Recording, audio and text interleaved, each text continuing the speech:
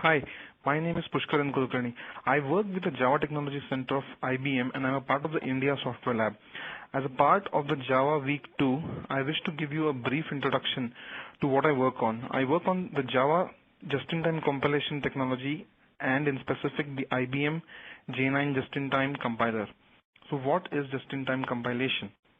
If you see the screen now, you find a logical view of the JVM, the Java Virtual Machine, or also called the Java Runtime Environment, and the application running on it. The JRE is nothing but a process on your operating system. Now your application is nothing but your classes and the methods contained within those classes. With time, every application is bound to exhibit some locality in code execution. By this, I mean there will be certain methods or certain method sequences which would be much more utilized than the others. Now these are referred to as hotspots.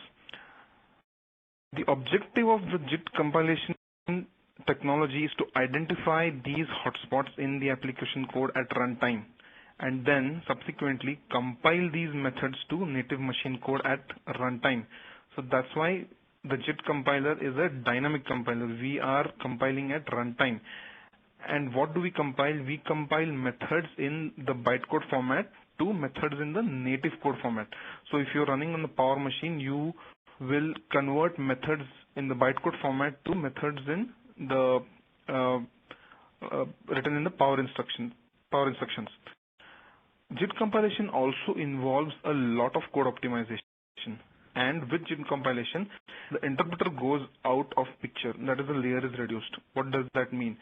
Now, when your application here is running on the Java Virtual Machine, the interpreter, which is a part of this JRE process, is executing the methods for you.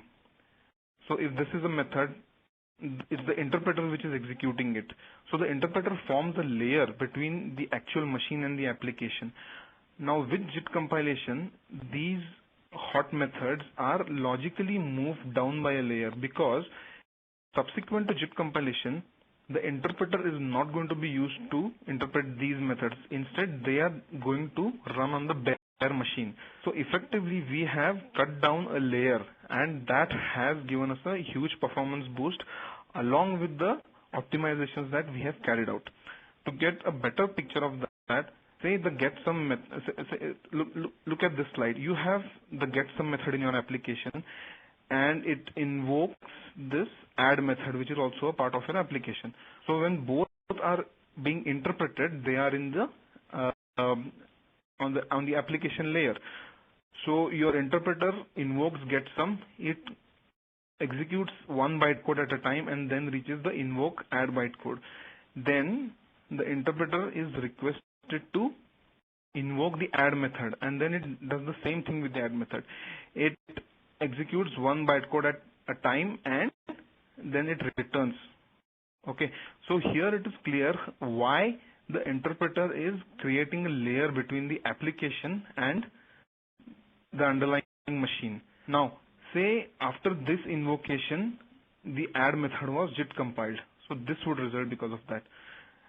The add method would come down to this level, the JVM process level, because now the code would lie in the memory of the JVM process. Also, when it is invoked again, the interpreter will not execute it instruction by instruction. The interpreter will merely make a jump to it, and then the instructions of this method will be executed on the bare machine, just like any other loaded C or C++, any other loaded process, written in C or C++. And after that, a return will be a return statement will branch back to the interpreter. So what we are cutting down is, by compilation of add, we are cutting down this procedure of branching to the bytecode and coming back. Okay. Going ahead, a word on code optimization. The JIT compiler carries out a lot of code optimization activity. Now, if you think of optimization algorithms, optimizations can be divided into three major types. We have classical compiler optimizations, we have Java and object-oriented programming-based optimizations, and we have hardware-oriented optimizations. Optimizations may either reduce the code size or make the code more efficient or do both of these. Optimization algorithms range from simple to complex and should be carefully deployed during JIT compilation. Let's get more clarity on that. The J9 JIT compiler defines various optimization levels. We usually start with method interpretation, and when the method is compiled for the first time, we compile it at a cold or warm optimization level. When we say it's cold or warm, we mean the optimizations that we carry out on the code are comparatively inexpensive and generate comparatively less efficient code. Now, after this code is generated and we start using this compiled code, we keep profiling these compiled codes.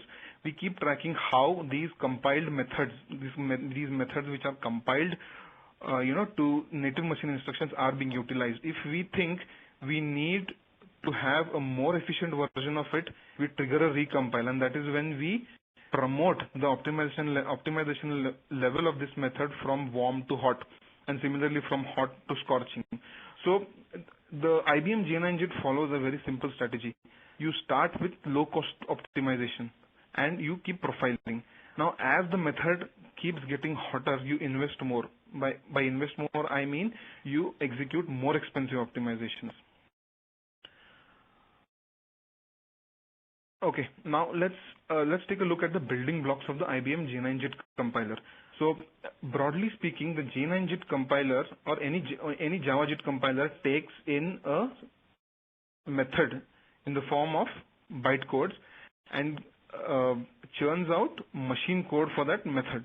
Okay, so the first step which needs to be carried out is converting the bytecode to an intermediate representation. We all know that each compiler has its own intermediate language. So the intermediate representation generator does nothing but converts the bytecode of a method to the intermediate representation. Then we have the optimization algorithms which we talked about earlier in the optimizer module. The optimizer module works on the intermediate representation and carries out the optimization.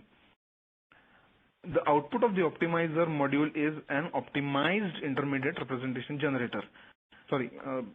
Is an optimized intermediate representation. Now this intermediate representation is given to the code generator, and the code generator has the simple task assigned to it of converting this intermediate representation to native code. So if you're on a power machine, the code generator will churn out power instructions. If you're on a x86 machine, you have x86 instructions. Then you see something called runtime there. The runtime module has some handwritten routines which serve as helper routines to compiled codes. I mean JIT compiled Java methods. And then there is a profiler. I spoke about method profiling. What do we do when after JIT compilation we keep profiling the usage patterns of the methods that we have compiled, and this is done by the profiler. So that was much on the building blocks of the J9 JIT compiler. Now I would like to end with some key points to remember. Please remember that the just-in-time compiler is not the Java C, it is distinct from the Java C. The Java C compiles Java code to bytecodes in class files, and it is doing that statically. The JIT compiler is a dynamic compiler. It translates bytecodes to machine code at runtime alongside the application. The JIT compiler is a subsystem of the Java runtime environment, or the JVM, and it operates parallel to the application threads on a separate thread. So there is a separate JIT compiler thread which carries out the JIT compilation activity. And the unit of JIT compilation is a method. This is very important. Only one method can get JIT compiled at a time. That was all I had. Best of luck. Keep programming. Keep rocking with Java. Thank you.